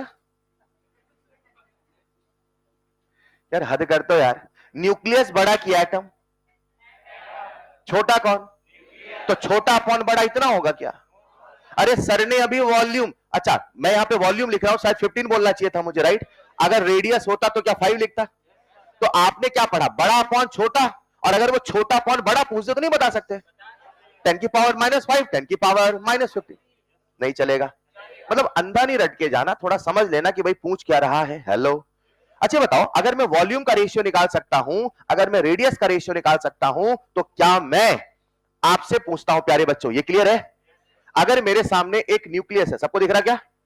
इसका जो न्यूक्लियस है, इसका जो रेडियस है 10 की पावर -10 के ऑर्डर का है कि -15? Nucleus, nucleus minus. तो लोग उनसे पूछते थे कि सर एक बात बताओ, ये जो न्यूक्लियस है इसका रेडियस निकालने कोई फॉर्मूला की मनमानी बातें कर रहे हो? उन्होंने कहा फॉर्मूला है, और उन्होंने किसी भी न्यूक्लियस का रेडियस निकालने का फॉर्मूला दिया, R बराबर R0 इंटू ए की पावर 1/3। सुना होगा, कॉपी में लिखिएगा। Next point, radius of nucleus. अब ये फॉर्मूला कहां से आया, इसके पीछे मत जाओ, ये रदरफोर्ड की अपनी कहानी थी और आपके सिलेबस के बाहर है। रेडियस ऑफ न्यूक्लियस किसी भी एटम का निकालने की उन्होंने कहा R equal to R0 into A की पावर 1/3। लोगों ने इससे पूछा व्हाट इज ए, वो ए को बोला करते थे नंबर ऑफ न्यूक्लियॉन्स। आप आज की दुनिया के हिसाब से सोचो तो इसे हम सरल नंबर बोल देंगे, मास नंबर, लेकिन वो कहते थे नंबर ऑफ न्यूक्लियॉन्स, क्योंकि उन्हें न्यूक्लियस पता ही नहीं था, वो बोलते थे न्यूक्लियॉन्स। चलेगा? तो लोगों ने उनसे पूछा कि सर फिर R0 क्या है? वो बोले R0 अपने आप में कांस्टेंट है। तो बोले अगर कांस्टेंट है तो कांस्टेंट की वैल्यू बताओ, और R0 की वैल्यू थी 1.33 इंटू 10 की पावर -15, 10 की पावर -15, 10 की पावर -15 मीटर। हेलो, क्या मैं इसे सेंटीमीटर में कन्वर्ट कर लूंगा? अगर मुझे सेंटीमीटर में कन्वर्ट करना है तो मीटर को सेंटीमीटर में कन्वर्ट करना, सेंटी शब्द नहीं है नंबर है, सेंटी 10 की पावर माइनस। तो अगर मैं इसे सेंटीमीटर में कन्वर्ट करूंगा तो यह आ जाएगा 1.33 10 पावर -13 सेंटीमीटर। हाँ या ना? अच्छा, जो -15 है क्या यही अपने आप में फेम्टो है? अरे, तो क्या मैं इसे फेम्टो कह दूं, चलेगा? यानी मैं कह सकता हूं जो R0 है उसकी वैल्यू है 1.33 फेम्टोमीटर। अरे बोलो, क्या इसे फेम्टो भी कहते हैं, इसे फर्मी भी कहते हैं? अरे हाँ या ना? यानी मैं इसे कह सकता हूं मेरे प्यारे बच्चों 1.33 फर्मी, यस और नो? तो उन्होंने कहा दुनिया के किसी भी न्यूक्लियस का रेडियस निकाल सकते हो, रेडियस का फॉर्मूला दिया R equal to R0 into A की पावर 1/3। जरा इमेजिन करो सवाल कैसा बनेगा। फोर्स का फॉर्मूला बोलो,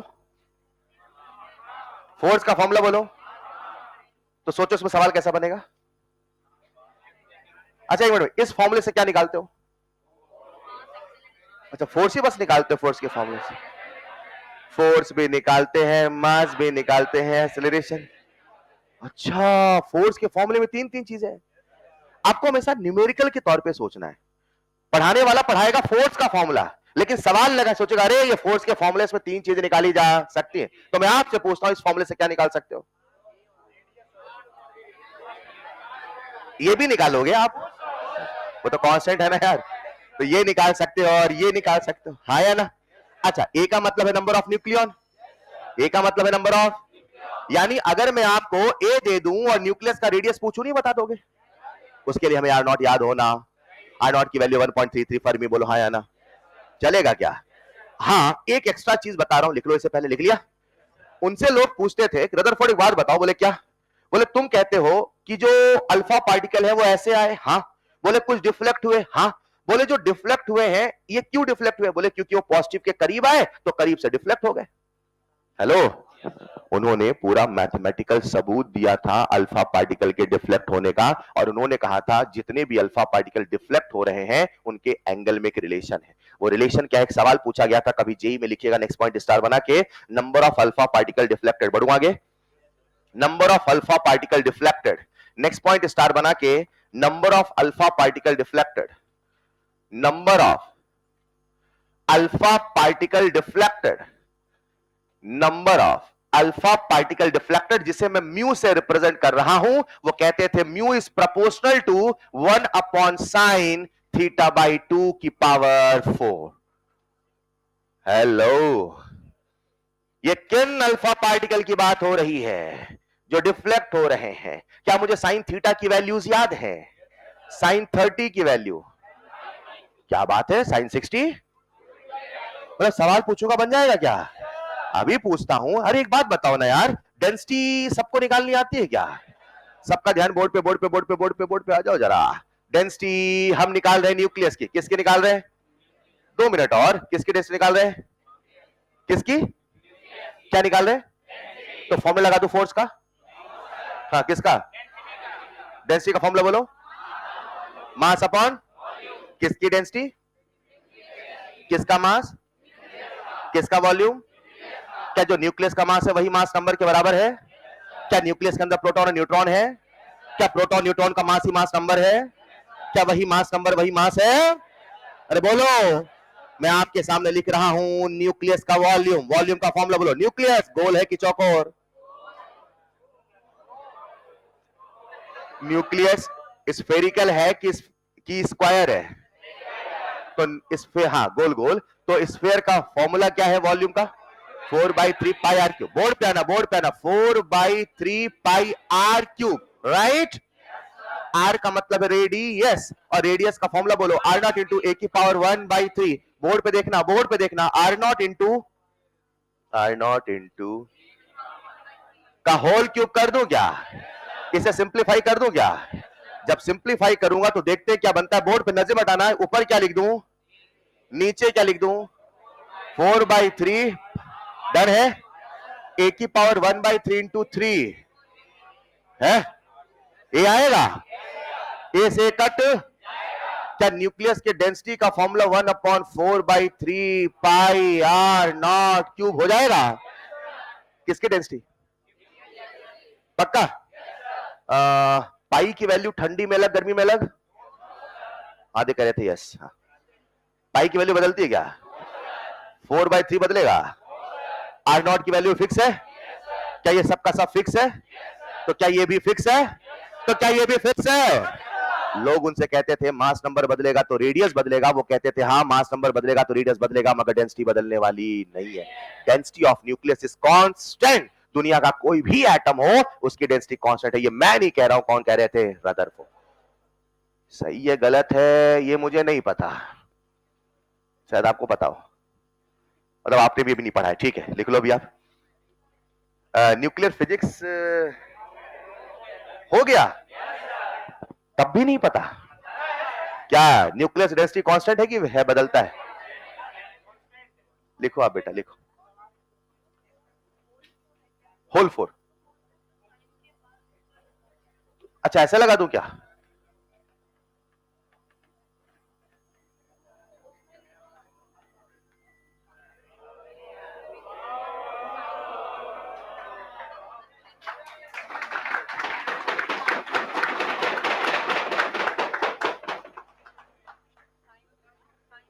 अरे नहीं नहीं नहीं नहीं, मैं ऐसे लगा दूं या ऐसे लगा दूं, बात तो बराबर है ना, क्योंकि 1 की पावर 4 तो 1 ही है।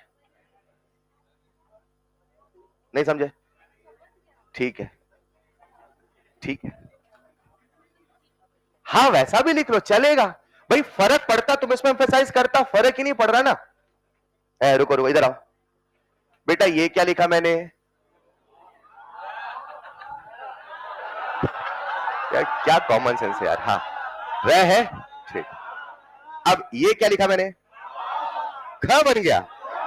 अब देखो, आपको अभी समझ में नहीं आता तो बताता मैं बेटा, ये र है ये व है, लेकिन मैंने लाइन सीधी खींच दी, आपने ख मान लिया। मान लिया ना? What is the meaning of language? Language सामने वाले के लिए बनाएगी, इसको समझ में आना चाहिए। अब आपको ये समझ में आ गया कि मैं होल 4 यहां लगाऊं या होल 4 यहां लगाऊं, आज फर्क नहीं पड़ रहा, लेकिन कल को अगर फर्क पड़ता तो मैं उसको एम्फेसाइज करता। भाई 1 की पावर 4 तो 1 ही होगा ना यार, तो अल्टीमेटली पावर 4 तो इसका होगा। ठीक है, नहीं चलेगा? पक्का? बढ़ूं आगे? इसको लिख लो, डेंसिटी ऑफ न्यूक्लियस बेल हो चुकी है। डेंसिटी ऑफ न्यूक्लियस नीचे लिखना स्टार बना के। Density of nucleus, density of nucleus is constant.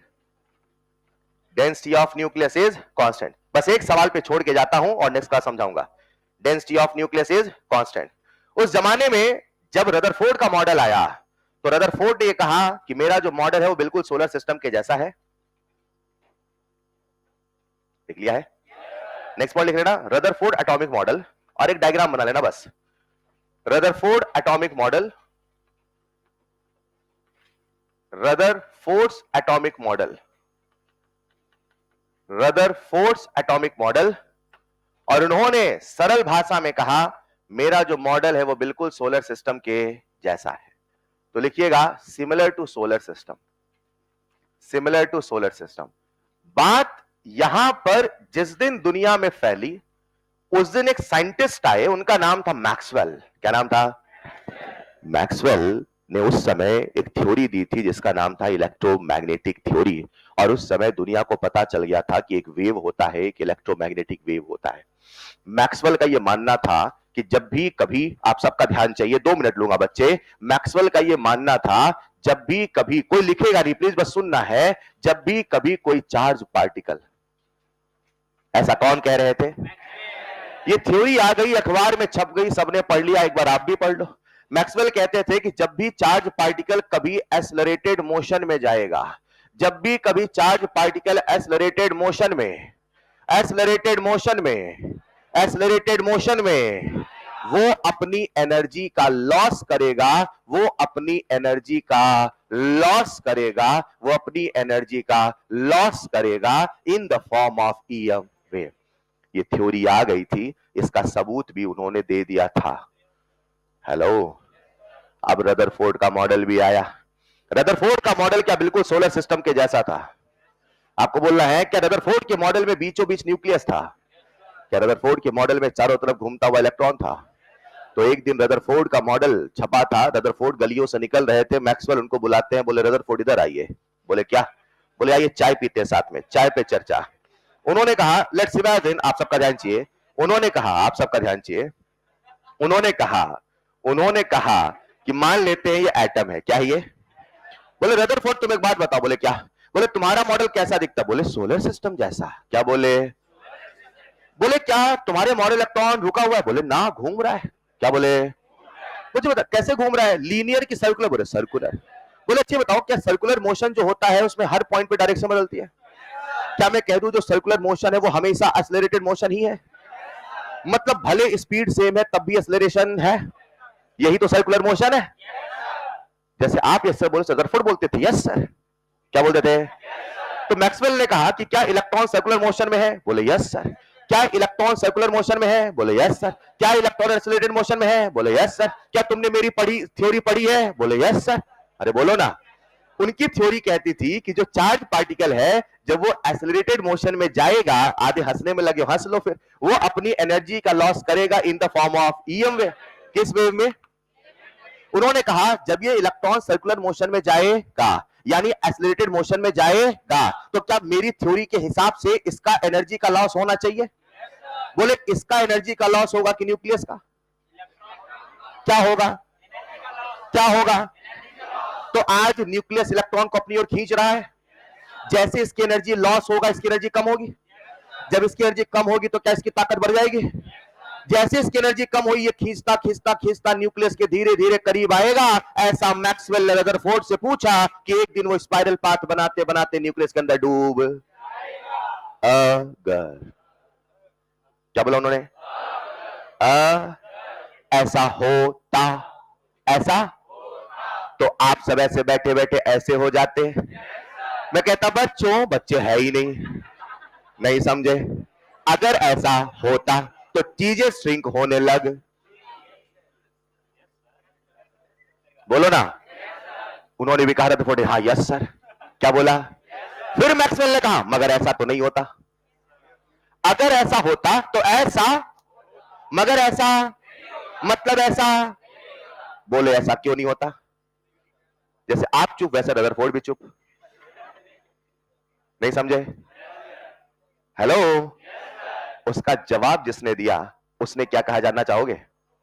मिलते हैं नेक्स्ट क्लास में। आज के लिए इतना ही। Thank you so much. Bye bye.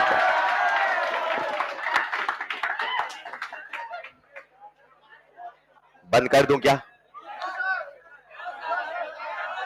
अरे ये लिखना नहीं था, इतना लिखना था बस। वो लिख लिया ना, वो लिखाऊंगा ना मैं। होमवर्क मैं आज टेलीग्राम पे शेयर करूं या रुक जाओ, कल देता हूं? अभी ठीक है चलेगा, कल होमवर्क देता हूं।